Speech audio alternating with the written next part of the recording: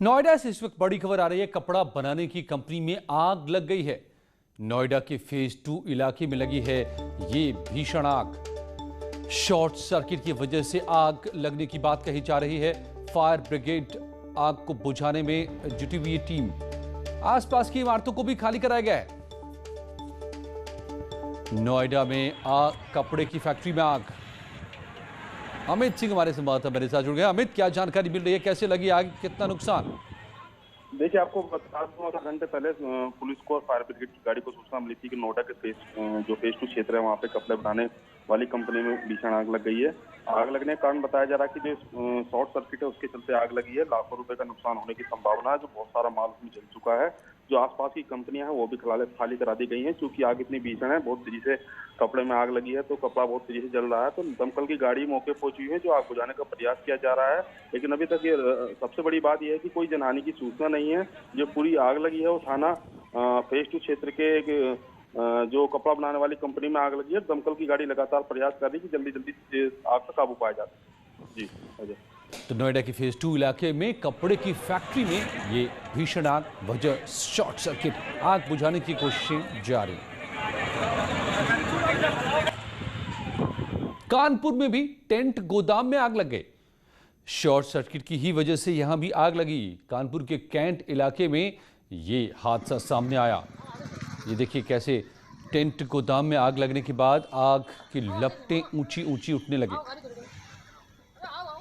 क्योंकि टेंट का गोदाम था, सारी यहाँ पर चीज़ें जो रखी रहती हैं वो ज्वलनशील होती हैं। तेजी से आग इनमें फैलती है।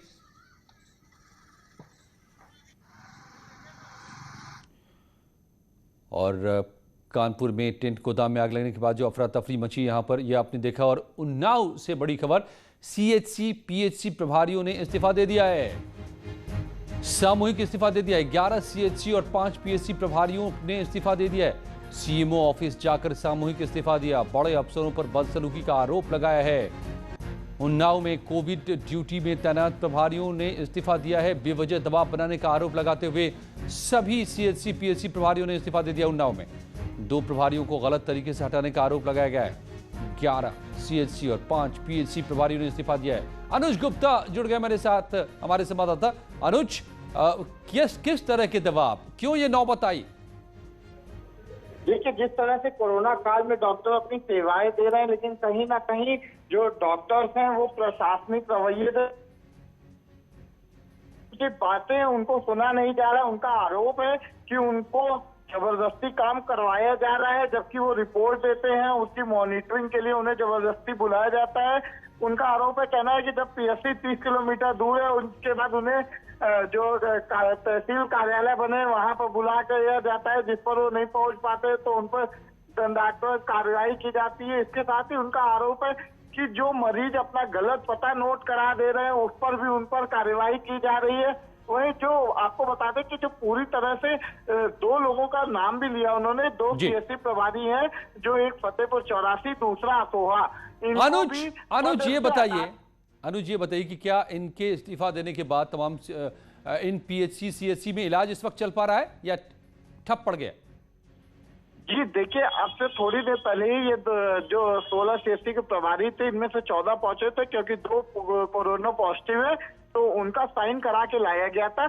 अभी वहां पर कार्य सुचारू रूप से चल रहा है, लेकिन अगर उनका इस्तीफा मंजूर हो जाता है या उस पर कोई कार्रवाई नहीं की जाती है तो कहीं ना कहीं स्वास्थ्य सेवा हालात फिर बेकाबू हो सकते हैं। कोरोना क्राइसिस के बीच में एक उन्नाव के लोगों के लिए बुरी खबर, स्वास्थ्य महकमे में ही कलह।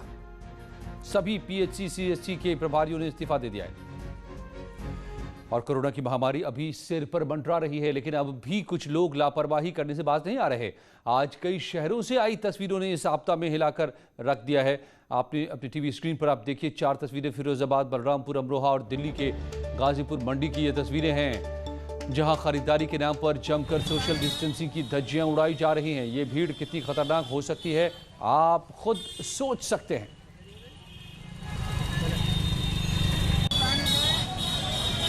किस तरह से खरीदारी पर उमड़े लोग। आपको ये बताया कि ईद से पहले भी खरीदारी के लिए उमड़े हैं लोग, तो कहीं पर मंडियों में जुट गए हैं लोग। ये तस्वीरें क्या हालात पैदा करेंगी? क्या कोविड को और बढ़ावा देगा? कोरोना वायरस को और फैलाने में ये भीड़ मदद कर रही है, साफ है, इसमें कोई शक नहीं है।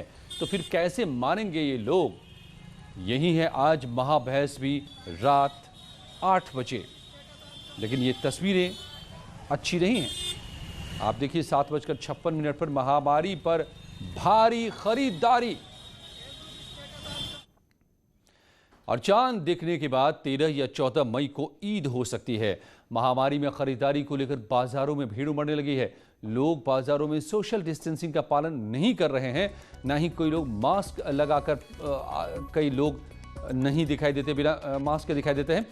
प्रदेश में लॉकडाउन 17 मई तक लगा हुआ है। इसके बावजूद लोग खरीदारी के लिए बाजारों में कोरोना को दावत देते दिख रहे हैं। केंद्र और प्रदेश की सरकार एडवाइजरी भी जारी की गई है कि इस महामारी में ईद पर घर पर ही लोग मनाएं, मगर लोग बाजार में पहुंच रहे हैं और कोविड के नियमों का पालन भी नहीं होता दिख रहा है।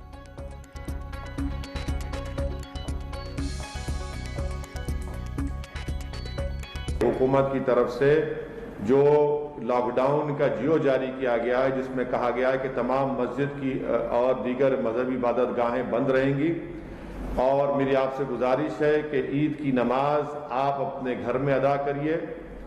मस्जिद में सिर्फ 2 या 3 लोग मस्जिद में नमाज अदा करेंगे, क्योंकि हम मस्जिद को वीरान नहीं कर सकते। इस महामारी में मुस्लिम धर्मगुरुओं ने भी अपील की है कि लोग घर पर ही ईद मनाएं। अपील की है कि घरों ही में रहें, घरों ही में ईद मनाएं और जिस मस्जिद में पहले से 5 लोग रह रहे हैं वही 5 लोग से मस्जिदों में ईद की नमाज़ पढ़ें और बाकी लोग अपने घरों ही में रह कर के नमाज अदा करें। और शरीयत को सामने रखते हुए जिस घर में 4 या उससे ज़्यादा मर्द हों वो लोग अपने घर में ईद की नमाज़ पढ़ लें और अगर 4 से कम लोग हों तो फिर वो इशराक़ की नमाज 4 रकात अपने घर में अदा करें और ना किसी के घर मिलने जाएं, ना किसी से गले मिलें, ना किसी से हाथ मिलाएं। आप जानते हैं कि जिस तरह से कोरोना वायरस जिस तरह से बहुत तेज़ी से फैल रहा है, ये बहुत कठिन समय है, बहुत सख्त वक्त है, बहुत तकलीफ़ का वक्त है। तो मैं तमाम सबसे गुजारिश करना चाहता हूं कि इस समय इन हालात में हमें गवर्नमेंट ऑफ इंडिया की जो गाइडलाइंस हैं हमें उनको फॉलो करना है, खुद भी बचना है, दूसरों को भी बचाना है। अभी 13 तारीख को या 14 तारीख को इंशाल्लाह ईद हो जाएगी। तो ये मैं इसलिए आपसे कह रहा हूं कि अभी चूँकि मस्जिदों के अंदर चंद लोग ही नमाज पढ़ रहे हैं, तो इसीलिए आप पिछले साल की तरह जिस तरह से ईद के लिए आपने अपने घर में ही रहे, तो मैं आपसे फिर गुजारिश करता हूं कि इस वक्त में चूँकि अभी हालात बहुत ज़्यादा ख़राब हो चुके हैं, इसके मद्देनज़र आप अपने घर में ही रहिए। बहुत ज़रूरत हो तभी अपने घर से जाइए बाहर, वरना अपने घर में ही रहिए। सभी हजरात से मुअद्दिबाना दरख्वास्त है कि इस वक्त में सरकारी क़वानीन का पूरा पालन करें और सभी अपने अपने घरों में रहें। ईद की नमाज भी घर में ही पढ़ें। सोशल डिस्टेंसिंग यानी 2 गज़ का फ़ासला ज़रूर रखें। मास्क का ज़रूर इस्तेमाल करें।